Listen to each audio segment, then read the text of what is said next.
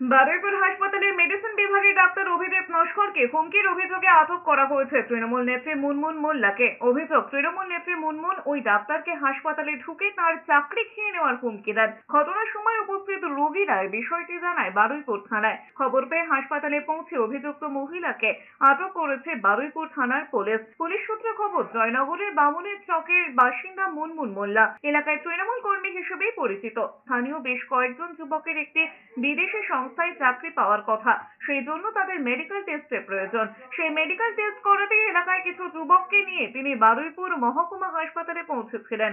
Medical টেস্টের report পেতে দেরি হওয়ায় তিনি চিকিৎসক অভিজিৎ নস্করের উপর চড়াও হন। আমি বলেছিলাম যে আগে আমাকে পেশেন্ট দেখবো, সমস্ত পেশেন্ট শেষ হবে, তারপরে আমি ফিরে যেতে পারবো, তার আগে আমার পক্ষে কোনোভাবে ফিরে সম্ভব নয়। উনি বললেন যে আপনি আমার সরকারি চাকরি করছেন, আমি নেতা, আপনার চাকরি আমি খেয়ে নেবো, আপনাকে আমি দেখে নেবো।